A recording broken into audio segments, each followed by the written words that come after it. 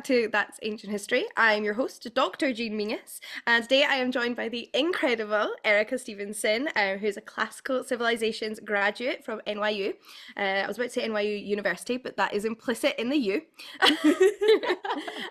Erica is also the founder, host, and producer of the online project MoInc, aka Modern Ancients Inc., which is a YouTube channel and social media based project which champions classics in the modern era, brings classics to a modern audience. And if you haven't yet watched any of Erica's incredible videos yet, the kind of things that you'll find if you head over there are breakdowns of classical texts, summaries, analysis, interviews with some really interesting people, scholars and authors alike, and book reviews of classical texts and discussions with other nerds like ourselves. It's a little place where we can all come together. Yay! All classics nerds welcome at any level. That's what's important. So naturally, Erica seemed like the perfect person to kick off the new season of That's Ancient History with, talking about accessibility and classics in the modern world in general, because that's something that we are both incredibly passionate about. And in fact, Erica interviewed me last year for her channel, which was such a fun experience. It reminded me actually in part how much I love kind of the podcast interview style content and how fun it is to just sit down in conversation with everybody. So I'm really excited to pick your brain this time. We could swap exactly a year later. I could ask you the same questions, probably some of them at least. Oh my God, we should have done that. That would be so cute. Some sort of weird inception. It's like those videos. Have you seen that bit, totally not on classics topic, but Billie Eilish does the same interview every year? No. And they ask her, stop, I'll send it to you after this. Okay. And so she answers the same questions and they change every year. And it's things like, who's the most famous person in your phone or whatever. Mm-hmm. We could have had one of those moments, Jean. Yes. Oh my God. An annual sort of catch up update, how it changes over the years. What's your favorite classical myth this year? Has it changed? Why? Do you hate somebody new from classical myth? Have you discovered a new classical myth retelling? Would be an easy one because there's always new ones coming out. That's true. That's true. But I'm asking you the questions, so if you don't mind. I'll stop. My bad. I've already, off camera, I'd already said, make sure you stop me from being the interviewer. And here we are, 5 minutes in.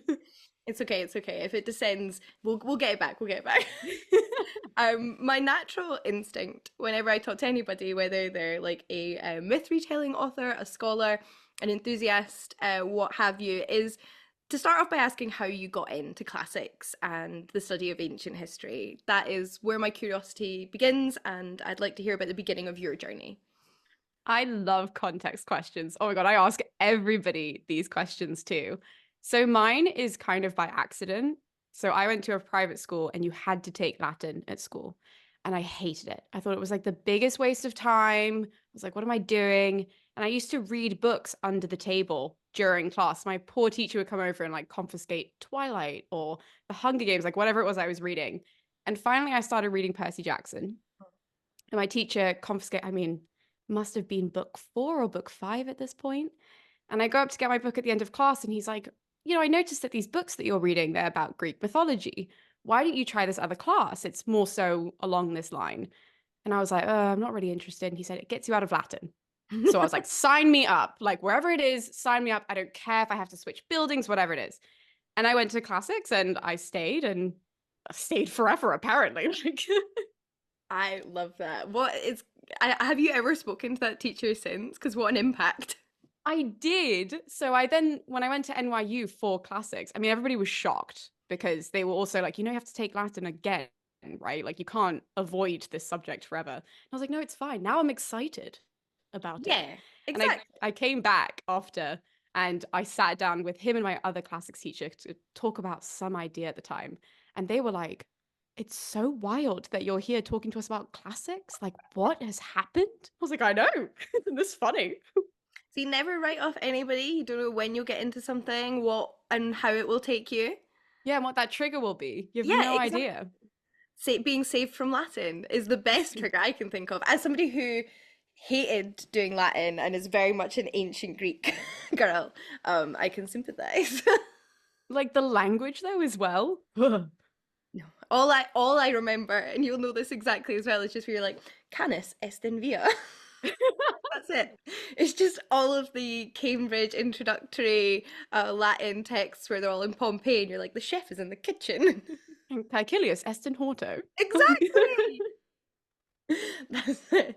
I love that like anybody who's ever studied Latin has that shared moment. Like these odd phrases that just everyone knows. It's like it's not going to help you at all in later Yeah. Latin, but I guess it helped at the time. Like, Yeah. Better than nothing.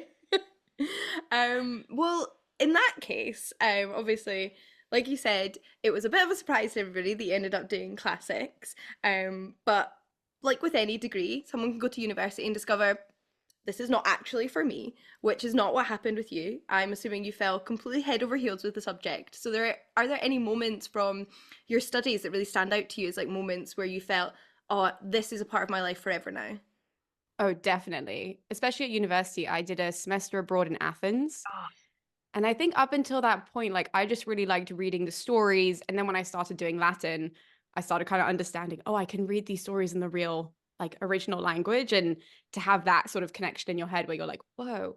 But certainly, I think I realized I was stuck in classics when I went to Athens and Mm, being in all the sites. And we would kind of bust around to all of these random sites to help with digs or just like help for the day. And I was not a digging kind of gal, nope. but being there was it's just so magical to actually see those places and to Mhm. place these stories amongst the rocks or the views, all of those little moments. Mm. And I was just, I mean, just done. That was it.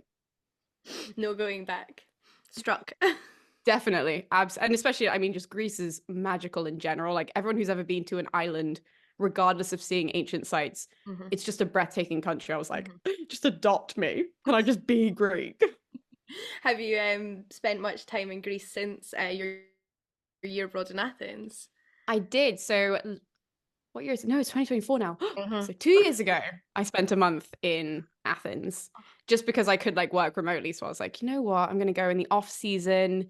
And it was like right before tourist season. And it was so peaceful and quiet. Oh, I could have stayed there forever. I could always stay there forever.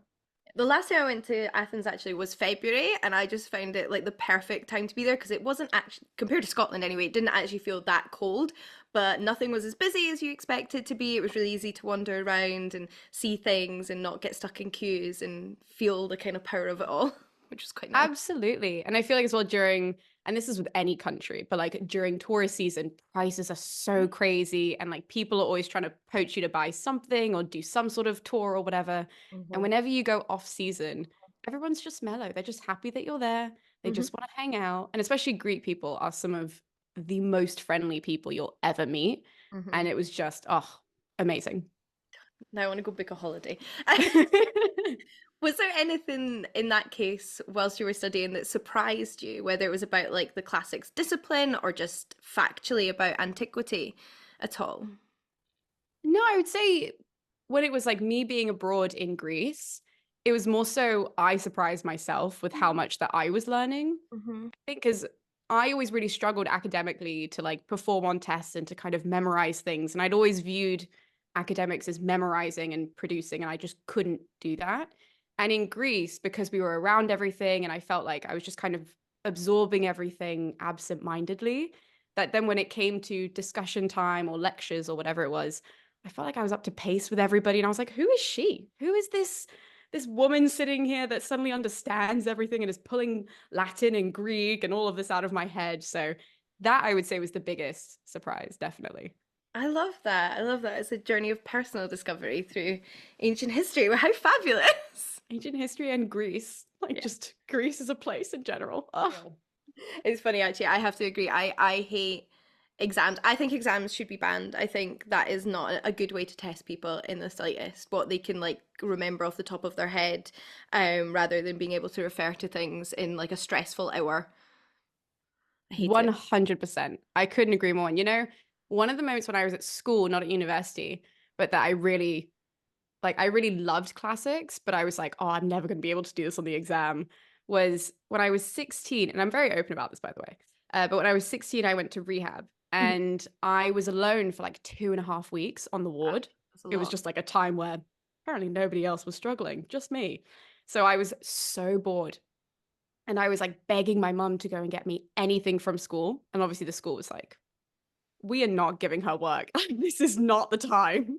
There's no way we're giving her homework. And I was like, please.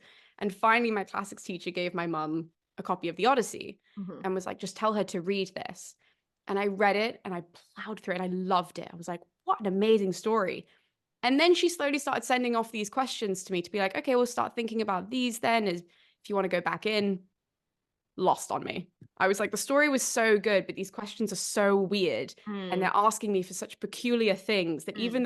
though I know this book, I couldn't translate it Mhm. to the test and to the answers. I mean, I Mhm. did fine. I don't want anyone listening to this thinking I failed everything or whatever. I just wasn't getting like Yeah. full marks, which I felt like I could though, Mhm. because I knew that I knew it, if that makes sense. Yeah, you need to know the questions in advance so that you can be looking for this whilst you're reading it.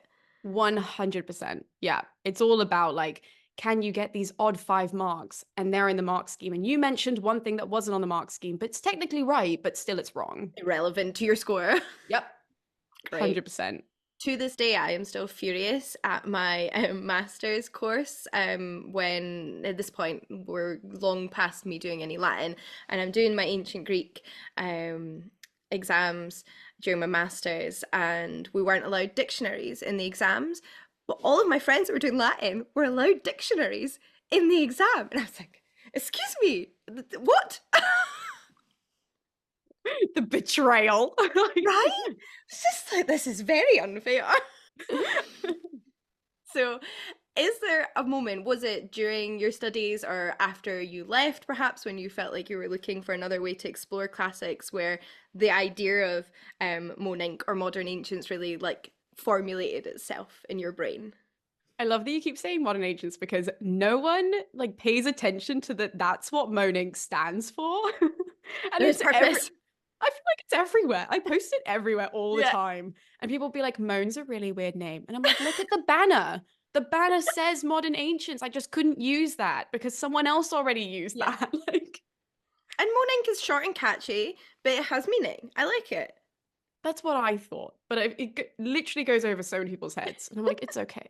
I'm gonna have to try and make it even. Like now I've re-edited everything so that they're different colors as well. I'm like, Mm. maybe that'll help. Mm-hmm. If like MO and AN are into, we'll see. I'll update you in a few months. And We'll the A see is a how it capital, is it goes. not, as well? So Now it is. yeah, that's got to So do it. That's got to do it. we hope. Again, I'll be sending you a message update in a few months to see how it rolls over.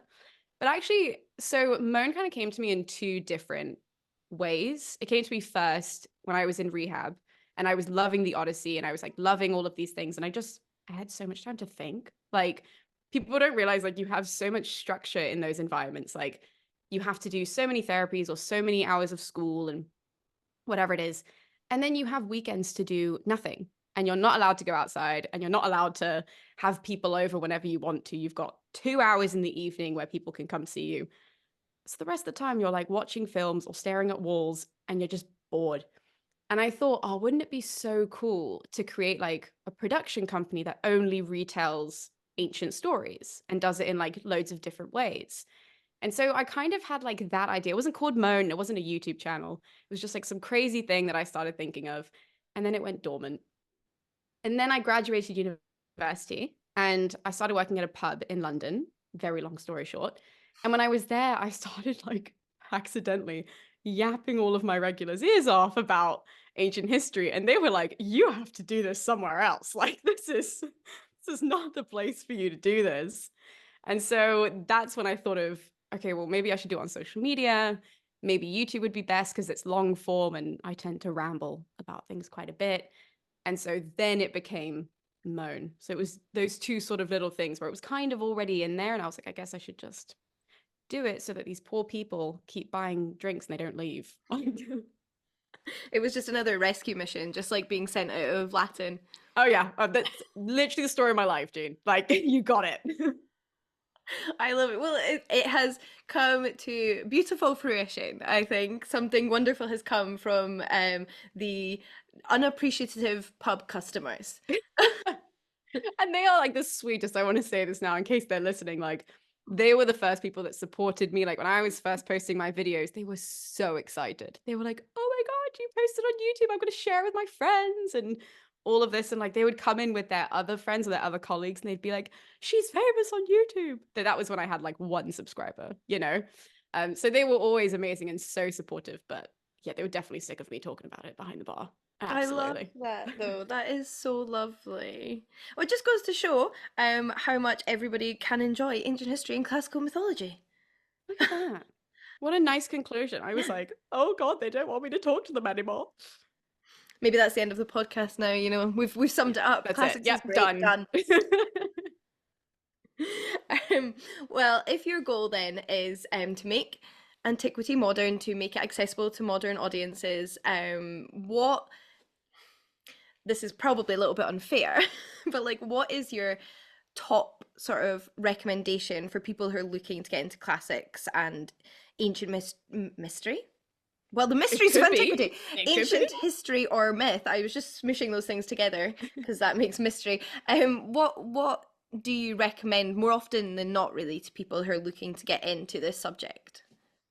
Like, as in somebody who's a reader or somebody who's, because I think that everybody's so different. And so if people always want to get into Okay. it, I always start off by saying, okay, well, like, what do you like? Like, are you a reader? Are you somebody that watches TV a lot? Mhm. Like, are you somebody that likes to be outside? You know, people who are like really busy all the time. Like, Mhm. my boyfriend's like this, he cannot sit still.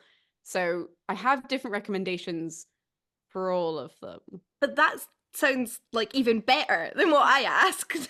That sounds so much better and so much more well formulated that you've like got sort of different routes for different people. So okay, I'm gonna imagine some different people then. Say I am somebody who's read Circe and Girl Goddess Queen and started to read a few retellings and really enjoyed them, but mainly because I came from like enjoying fantasy and romance books. Where'd I go now? Oh, well, I would say Stephen Fry's Mythos would be the next one because I think that's that next step to, you know, all of those are fiction and they're really fun and they're wacky. I mean, I love Girl Goddess Queen. I am such a promoter of that book. I thought it was so fun. But for people who really are coming into it from that myth perspective, but that want to kind of slowly move that upwards and kind of get to the ancient texts, I always say Stephen Fry's Mythos because I think that's a really accurate retelling while still being really fun and lighthearted, and jokes are thrown in there, and it's very close to Ovid. So once you get that, you can then jump to Ovid very quickly. And so that's kind of the direction I would tell those people to go in. And what about somebody who has been watching the new Percy Jackson Disney adaptation? Here's a fun fact. I still haven't watched that. Neither have I. It's okay. I will, but I haven't. But definitely from there, like I would just, I mean, for those people, I tend to list off a bunch of different things if they haven't watched Disney's Hercules, like those things, because it's clearly that they just love the fantasy element Mm. of the mythology, and so it's okay. What else draws in a lot of fantasy that is also kind of accurate? So get them on that realm of Disney's Hercules, maybe then upgrade them a little bit to Gladiator, which is my all-time favorite if they are of age. I've never seen Gladiator. Gene, we're gonna have problems. What? Everybody reacts that way, and I don't know. It's not been an intentional refuse to watch. It's just never happened. Oh my God, I'm coming up there just so that we can watch Gladiator. And then I swear I'll just come back home. It That's is fine. life changing. I watch it at least once a year. I sob the whole way, not because it's sad. There's only one sad moment, and I never cry at that moment. I sob because of how inspirational it is. That's lovely. Like, literally, I watch it, I'm like, oh my God, the Spaniard, look at all he's been through. It's As long as it's ridiculous. as long as it's better than 300, because I hate that film. And you have every right to. See, that's the thing, you know, the more experts that I've spoken to when it comes to film, the more of them are like, we got to stop hating on like Troy and 300. And I'm an advocate for hating on both of those. Like, I am behind any hate of those films. And they're like, we have to stop because it's free advertising for our subject. And now I'm like, you know what? I kind of see that. Yeah. I don't mind Troy actually. For all that it's completely, I mean, it's completely inaccurate. Don't get me wrong, it's absurd. But it's an entertaining film. Oh my God. And My I heart is hurting. whereas like 300 I thought was like the most simultaneously violent and boring thing I'd ever seen in one sitting. And I was like, how have you done that? See, the thing with 300, like 300 is just whatever. Like I think I've only watched it twice because I watched it once and I was like, not for me. And then I watched it again and I was like, historically also not for me. Like just neither of these things I enjoy. And then I watched Troy and I just didn't I actually felt offended by Troy. And I think it's because I love the Iliad so much. Like it is my pride and my Mhm. joy. And I will defend little decisions in the Iliad. Like people will try and debate me, and I'm like, no. And here's Perfect. why. Literally, I'm like, it links to this one line in book 13. Don't you dare talk about that. Like, oh. So with Troy, no, I just can't. And when I hear people being like, oh no, we can't be mean about Troy, because so many people have wanted to get into the Trojan War because of it. It's like a big sigh, and I'm like, maybe, but also, why? I think you're allowed to have two spaces in your mind as somebody who has like an academic connection to a subject. And one is like the academic removal of I appreciate anything that gets people into subject, and the other is like your personal vehement hatred of something because it's just not what you wanted. And those are okay and they can coexist. It's like anybody reacting to Disney's Hercules. It's like, this is horribly inaccurate, and yet it's the best thing that has ever been made. Mhm. Best soundtrack ever to have been soundtracked. Like, honestly, I Did think I have the little cassette still of Hercules. Okay, well then I have to ask as well if you have some highlights from MoInc, like on a personal and perhaps like more like career level, but just like moments in what has now been a few years, right, recording MoInc, where they just really stand out to you and they've been quite special. Definitely, I think my all-time favorite moment has been interviewing Gregory Nage, Mm-hmm. who, for people who are listening who don't know who that is, he is one of the top dogs in classics. He's a professor at Harvard. He's literally in his late 70s, and he wrote this incredible book, which is called The Ancient Greek Hero in 24 Hours. So he's not like a big public historian at all, but he wrote this book that I just like was obsessed with. And I had watched all of his lectures and just everything. Like I had signed up for his online course and I just emailed him and was like, do you want to talk to me about all this? And he replied, and he was so kind. And he was like, I would love to. And we sat down and we spoke for like a total of 2.5 hours, I think. And I just got to rack his brain about because he's really a linguistics guy. And so he comes at classics and through epic poetry through this like linguistic lens. So interesting. I cut out most of it because it was so niche, but like it was definitely still. I look back and I'm like, I can't believe I was lucky enough to have that one-on-one time with someone as kind and as open and so willing to share that information with me and subsequently my audience. Definitely Gregory Nage. That is wonderful. I do love those kind of like really special moments where you meet someone that's like had an impact on you as well. And the passion then shines through, I think, in like the interviews as well. And the person appreciates it, I'm sure. Oh, 100%. I was like sobbing internally, not externally. Externally, I was very cool, guys, but internally, I was like, oh my God, what's happening? I love that when you have to suddenly like put professional hat on and inside you're like, if I was like 18 right now and knew what was happening, I'd be having a breakdown in the best possible way. Literally, the whole day before, I was so nervous and I was like, oh God, I have to memorize all of my questions and make sure that they sound natural. I ended up using none of those questions. We were just talking the whole time. But oh, still, it's like I still look at that video on my channel and I'm like, look at it. It's so pretty. Oh, I love that. Is there somewhere in particular you'd like to see MoInc go next? Do you have like any goals for the future? Oh my God, I have so many goals. I think the next step that I really want to do, which is something that I'm going to be like talking to my audience about anyways, is that I want to be creating playlists. So for people who don't know what moaning is at the moment, just in case, because this is not going to make any sense otherwise, I do a lot of summaries to kind of get people to read the ancient texts. So, a lot of those summaries include lots of detail, and then I'll miss out really important chunks and I'll say, go read this. and things like that to try and get people back to the book. Otherwise, they're never going to read it. And those are like my most popular videos. So I have the Iliad, the Odyssey, the Aeneid. I just did the Argonautica and the plays of Aeschylus. So next, I'm going to be doing Herodotus as a summary. But what I would love to do is create playlists that sort of have all of these context videos included in it. So any outside mythology to the book is all in that playlist, and conversations with experts, who I have a couple on the back burner right now, to come in to do, more so talks of like the intricacies of those texts. So like armor in the Iliad, like what are we expecting? Or like, what does a battlefield look like in this epic poem? Or what is sea travel like at the time that Odysseus would be going? Like, what sort of ancient context do we have, and those things? So that's the next step, is like more so creating these bigger playlists so that people can read the book and then get that extra context at the same time. Oh, I really like that. I really like that. I actually have a friend who I interviewed previously on this podcast, harking back to a previous episode, who is just finishing up their PhD on post-traumatic stress disorder, and parallels in ancient texts for like PTSD, in terms of texts obviously that involve a lot of fighting, like the Iliad. Send me their details. I will. That will be an interesting interview, because like I have some people lined up for the armor. I have one lined up for the sea travel, which is why I mentioned both of those.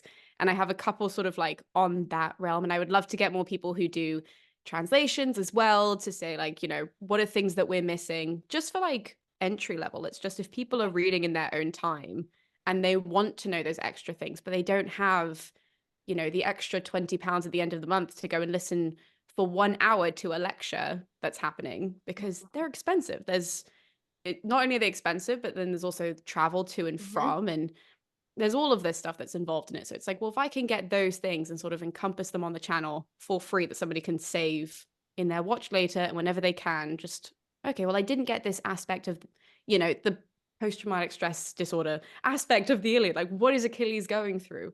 Well, then we have somebody doing that so that you can do that and learn that and engage with that in your own time and at your own pace. I think that's so key. Like I always found at school, especially at university, things went way too fast.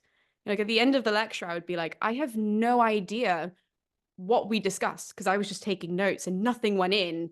And then next week we're moving eras, but I'm not even sure what happened in this era. And so I love the idea that on YouTube and creating content like yours as well, podcasts and whatnot, you can just pause something. You can watch and you can get lost and you can pause, rewind, re-listen, Google, listen to somebody else's video. Like it's all at your own pace, and that's my favorite thing. Yeah, no, I completely agree. And one of the things actually when you were describing how you'd like the playlists to look, that really stood out to me is the fact that you'd be sort of dipping into different areas of something. So I'm going to stick with the Iliad and say armor, or the sea.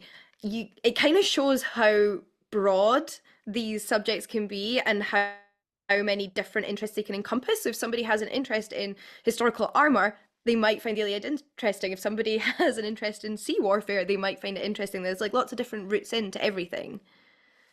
So Absolutely. The points of entry are so important. And I think that like it's such a disservice that we do like as classicists. And I've noticed that because I do it as well. And I have no doubt that you've done it once or twice. But like the way that we categorize like all of these books, we'll be like, that's the war book, that's the monster book, or that's this book, or whatever it is.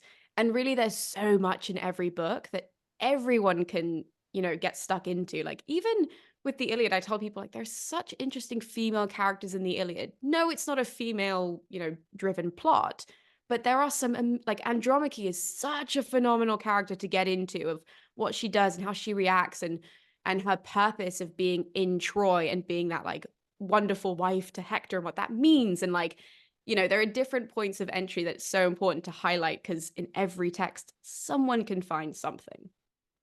actually, and when you say that, it does make me think as well about obviously the modern popularity, particularly recently, not that it's never happened before, of retellings of Greek mythology. And there's been a few, say, around like the Trojan War and the events in the Iliad, and things like the Trojan Women, from like Pat Barker to Natalie Haynes, and people love these books, right? They love that we get a female perspective, and we love that we get to hear from these women. But those authors couldn't have written these phenomenal works if there wasn't like the seeds of these women and their experiences and their ideas in the original texts as well. 100%. And I think that that's something that got lost over time, and obviously that's due to, different structures of society in different countries and elitism and all of that. But that's such a key point that you bring up there, like especially with the feminist retellings. No one's making up this story. Yeah. Like these aren't new stories. They are the stories. It's just for some reason somebody was like, actually, we're not going to tell those ones anymore. Or we're going to change them, which is wild. So no, I completely agree. Yeah, it's actually funny because one of the um, things that I wrote about recently when I was talking about queer myth retellings was the fact that there's a more recent book, I don't know if you've read it yet, but it's really good, called Herc, which is a retelling of Heracles' story. And one of the things that comes throughout that story is that Herc is queer. Herc has relationships with men and women. Yet somehow, sort of in the 20th century, and maybe even before then, Herc became a very, very straight, macho, straight man. And the queer side of him, which is actually part of his ancient personality because he has sex with men and women in ancient myth, disappeared. And I think the same thing can happen, sort of like, when academia is dominated by men, women get overlooked, but it doesn't mean they weren't there, and it's sort of something that maybe did exist, got swept under the carpet.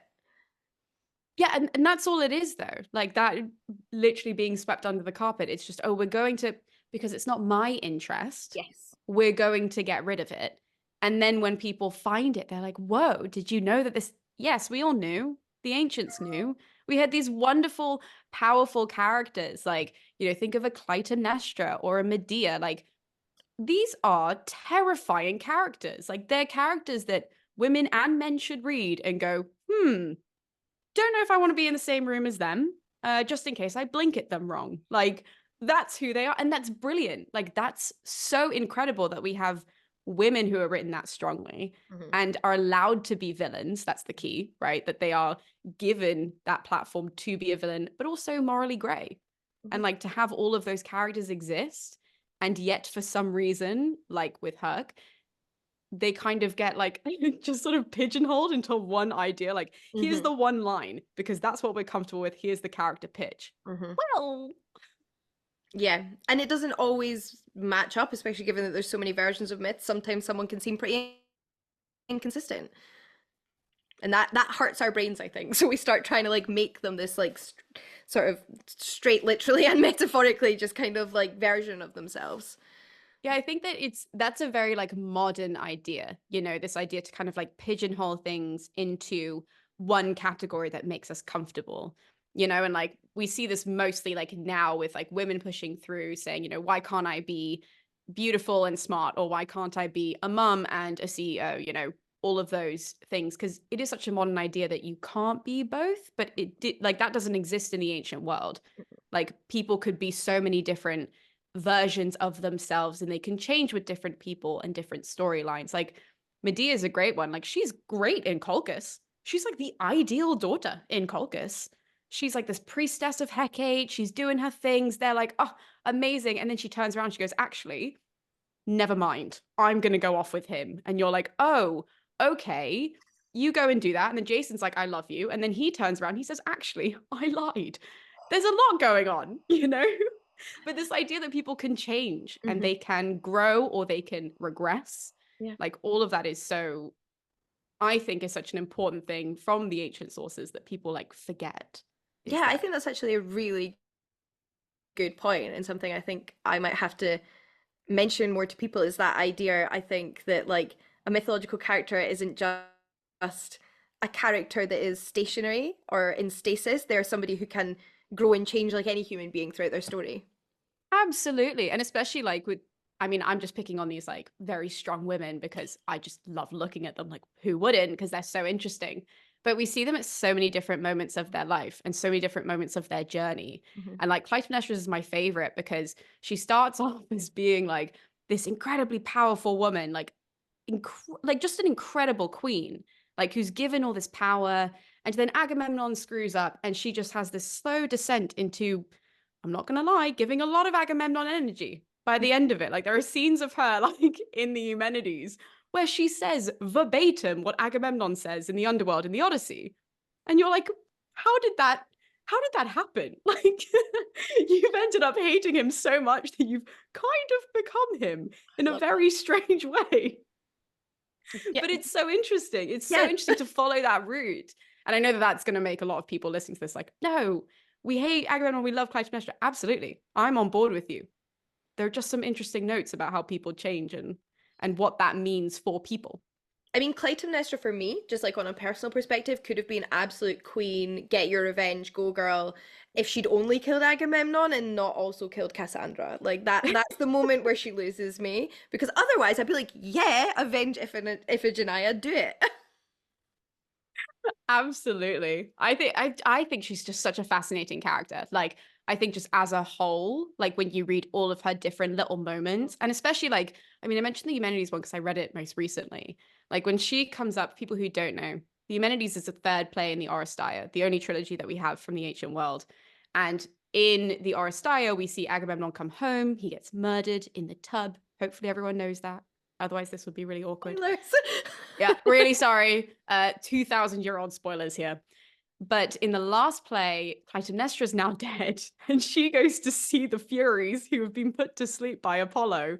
And she literally has this moment where she's like, oh, isn't it so nice that my son Orestes, who just murdered me, has such good friends that he can walk around and he can be protected? Not like me, because you guys are asleep. And you're like, what? The sass. It's so good. It's obviously a tragedy and it's not supposed to be funny. And I cackled when I read it. I was like, this is incredible writing from Mhm. Aeschylus. It's a good reminder as well that some of the things people say in ancient texts, although they were maybe written in ancient languages, and when they're translated into English, they don't feel that modern, kind of do strike a modern tone. Oh, so much of it. I mean, especially because I do a lot of content which like, pulls it down from, the ancient Greek or whatever. And I check it to make sure I'm getting it kind of right. But for the most part, I'm like, what is he basically saying? Well, Yeah. he's basically telling someone to go away. Okay, so that's what I'm going to do in the video, which is, oh, you've come all this way, leave. Like that's it. Long scene short. There was a long summary of the entire book in there. There was a great metaphor, some lovely similes, and we're getting rid of all of that so that you guys know he's just telling this guy to go away. Mhm. That's what you need. Sometimes you really just need to get to the point. Well, we've been talking a lot about what you help teach people out there, spreading knowledge, making things accessible. But I think even when we're trying to teach other people things, we often learn things ourselves. So I'm curious, um, what have you learned from the project? Oh my God, where do I even start? I have learned so much from doing Moan, and a lot of it has been communication. Mm. I think that when I started, I'm trying to figure out how to word this, but like I thought, and I think because I had been so engaged with classics for so long, I assumed that everybody had a much higher base level Mm. than they did, which I realized I'm the weird one. Like I'm the one that got into it very young and kind of had it there the whole time. And so when I started making videos, and these videos now don't exist because they just didn't work, I would be talking about things, but from a different perspective. And it was from a vantage point that other people couldn't meet me at because they didn't have that base level in there of like, when is this set? What's happening in the background? Like, what time period? Things that I took for granted that I always knew. And the main thing that I learned was there's absolutely nothing wrong from starting from the ground up Mm. to make sure that everybody's with you when you start talking about the important thing. I love that. That is probably the best takeaway anybody could ever have, as far as I'm It's concerned. like, just check yourself, basically. Like, just make sure that, like, okay, well, maybe I know this thing, but it's okay that other people don't. Yeah. Like, that's the normal thing. And no one should feel, and that was the key. Like, I realized that inadvertently, a lot of my videos were making people not feel bad, but just kind of feel like they weren't in the know. And so they didn't want to tune in because they were like, oh, it's kind of coming across that she feels like she knows more than us, which was not the case. But then it just, it forced me to really readjust. Okay, how do we do this, and how do we get people on board and get people strapped in and ready for the roller coaster? Yeah. And nobody knows anything until they know it. Like that is it's literally as simple Exactly. as that. Exactly. And I think, like, as well, for example, I know nothing about Norse mythology, and I never know where to start. Like, I see a video on Norse mythology and I'm like, I don't know if I can click on that because I don't know anything. Mm. Like, I know a couple of gods' names and that's it. And I don't know what they do or anything. And so I always have to think, like, okay, other people are coming into this the way that I view Norse mythology. And as long as I keep that in mind, then it's okay. You should check out Matt Ralph's book on Norse mythology, which is it's a children's book. So you know that I've written children's books for DK in their myth series. There's a Norse book in that series too, which is written by somebody else called Matt Ralphs, and it's illustrated by Katie Ponder. And it is such a good overview of Norse mythology, and it's beautifully illustrated and accessible and still really enjoyable if you're an adult. I will definitely have to check that out. It's Really like good. that's like the next one that I really want to tackle. Yeah. But like, okay, I don't know anything about that. I think Mhm. that's the funny thing. Like, I don't know if you have this, but when I tell people like, oh yeah, I study and I look at the ancient world and now I kind of present it on YouTube, I guess. And I mention the ancient world without getting specific. People have like these ideas that either you know everything or you study cavemen. It's like one or the other. Like I never have people hit it right. And I'm like, whoa, I have no idea what you're asking me about. Yeah, and like when you study something, you do often you can get maybe a broad understanding of things, but you'll always get niche on something. You'll Oh always yeah. end up in a niche space and not know other things. Like when I've been like at universities and in academia and stuff, and talk to other colleagues, and we're both technically in the same discipline, and we know completely different things. 100%. And I love it. That's the thing about niches. When I like ask people about their niches, I get so interested because I'm like, I've never heard any of this. Like, actually, we're operating in the same time period. And yet you're over there in the corner holding something weird. And I'm like, what is that? Hmm. And yet they don't know anything that I'm talking about either. So Hmm. it's like this really cool thing. We get to like pick somebody's brain and they just know so much about this one thing. And you're like, whoa, Hmm. just keep talking. Like, And it's funny because it's not how you start off at university. You start off doing things quite broadly. And one of the most bizarre experiences I ever had was when I was teaching, lecturing first year undergraduates as a PhD student, because suddenly I had to like really pull it back, like you're saying before. You have to learn sort of where you're starting from and try and figure out what's the baseline here. Obviously, someone's picked this degree, but that doesn't necessarily mean they know loads about it. And also realize that because I've gone so far in one direction, it's been years since I've looked at this, and I need to go back and refresh my memory. that's been me with so many texts. Like I realized the only one I consistently read was the Iliad. And then I was like, well, I have to do other things on the channel because people can't just read and reread and read and reread the Iliad like me. That's really boring for most people. Not for me. Every time I go in, I'm like, did you know that this shield was made out of this kind of material? And no one else cares, which is fine. But I was like, okay, I've got to go and read these other things. I hadn't read the Odyssey since I was like, no, maybe 18, because I had to read it again at university. And I just forgot so much funny stuff in it. And when I was rereading it, I was like, this is a brilliant, but like, this is great. Yep. I actually now really want to suggest you come back on the podcast and we just talk about the Iliad, and I can just ask you those questions about the Iliad. I will absolutely do that. Like anytime I get to be like, here's this really random reference and here's this really funny joke that no one cares about, but I do. 100%. I'm so down.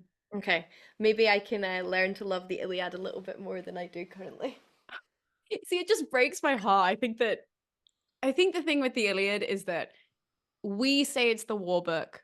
And so people go into it being like, okay, it's the war book. And there are these long passages of war, yes. Mhm. But around that is such a great Mhm. story. And like the war part's then when you realize it's a really small part of it. It's just to kind of get you that feel of the battlefield and the deaths and the all of this, to create that atmosphere of like, there's loss everywhere. Like this is a really tragic environment, but it's not the story. Mhm. And when you kind of start isolating the story, like some people say on my videos, like, what Homer are you reading? Like, where is this? I'm like, it's in the book. I swear. You're just getting distracted by the 4-page long description of this guy being a lion on the battlefield and stalking his prey. But you just move on, just ignore it, just keep going. Skip that list of ships. Yeah, I'm like, just go for it. I have to say, I love the list of ships because I love number crunching.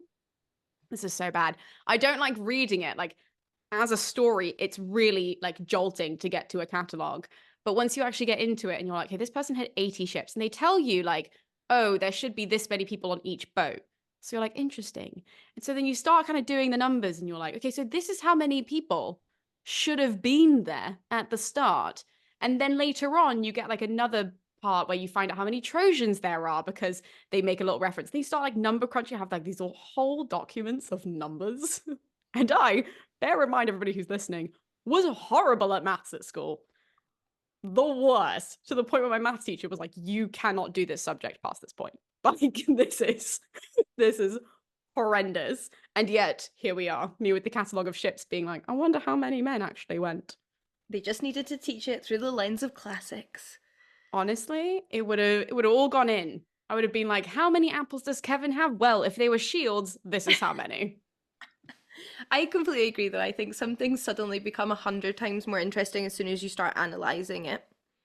I think that especially when it's something that you're interested in and you realize how many different ways something can be read, or how this thing impacts this other thing if it's read in a certain way, or, in that boring example that I used, number crunching, like if there are numbers, like now we're at this point in all of this, it starts to create this big picture when you analyze things of like why this is going on and why this is important, and where you can then take that and be like, oh, a similar message was written about here. So what does that say about the people that are writing this stuff and the society and all of this nerdy rubbish, I guess.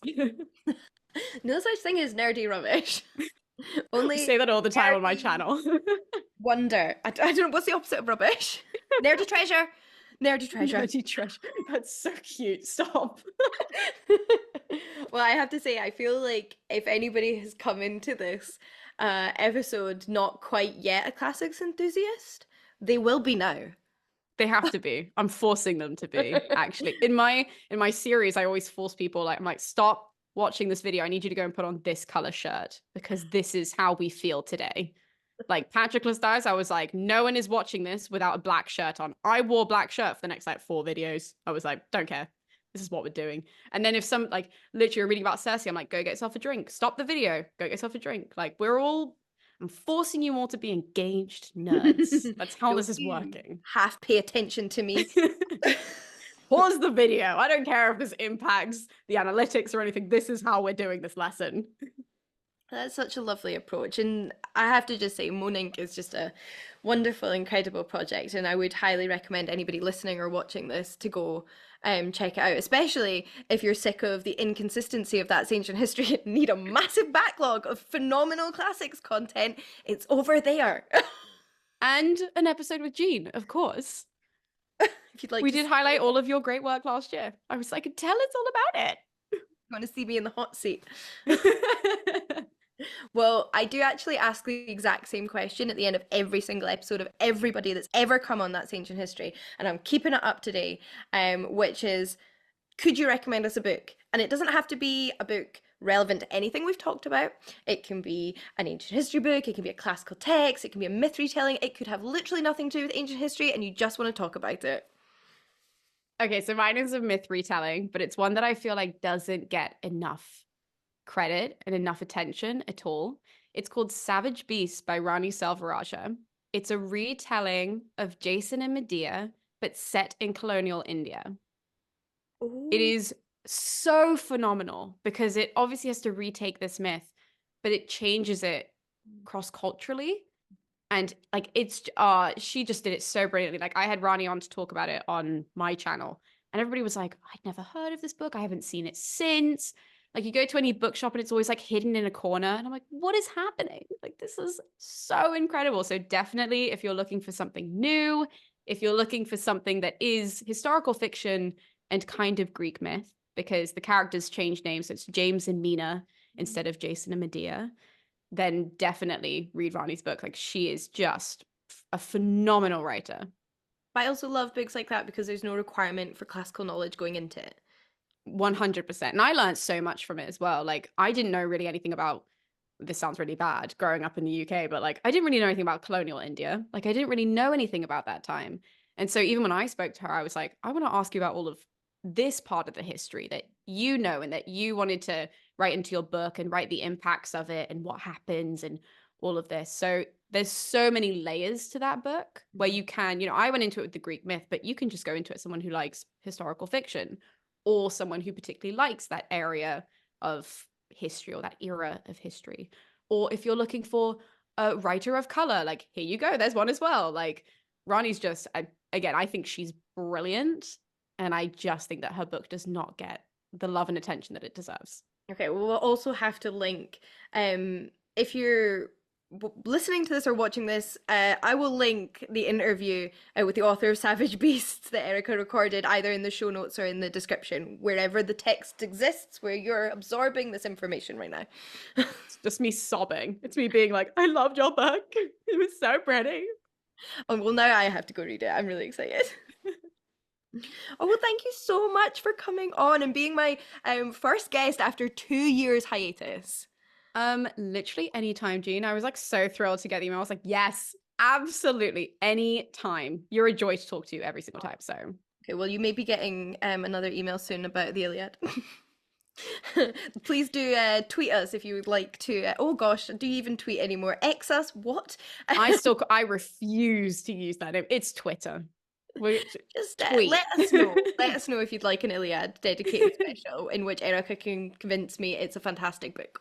If not, I'll cry. Just that everybody knows. If I don't get hit up with any of those tags, I'm just going to start crying and record myself doing that and upload it. Don't worry. No pressure. Oh, thank you so much.